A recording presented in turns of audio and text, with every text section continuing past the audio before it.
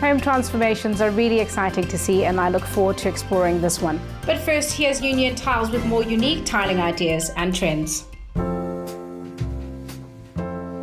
It is said that stone is one of the oldest and strongest building materials. Not only can it be used to construct beautiful homes and iconic structures, it can also enhance the look and feel of any interior. It's natural and it's beautiful. It's untouched by man. It's the way nature intended it to be. So it's formed over thousands and thousands of years, and it tells such a story. Marbles, granites, onyxes, sandstones, slates, quartzite tiles.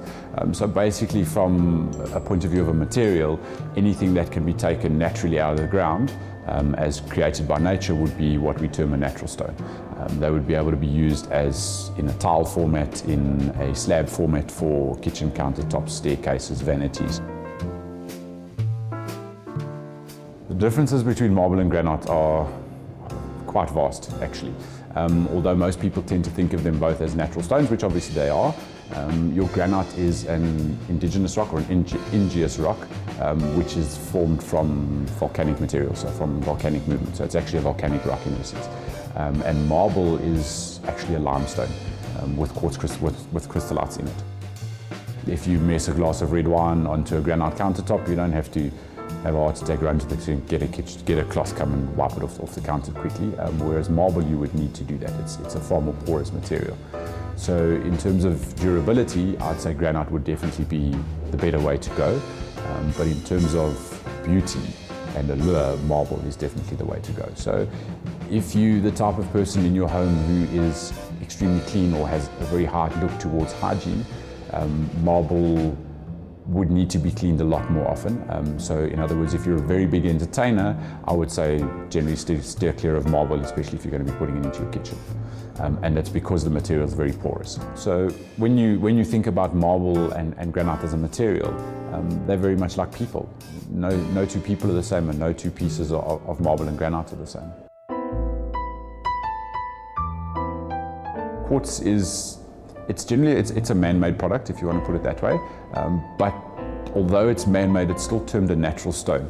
And it's termed a natural stone because it's still made up of 90 to 94% quartz powders and segments, if you want to put it that way. And then the additional 6 to 10% would be made up of resins and pigments, so to give it a color, to help the material stick together.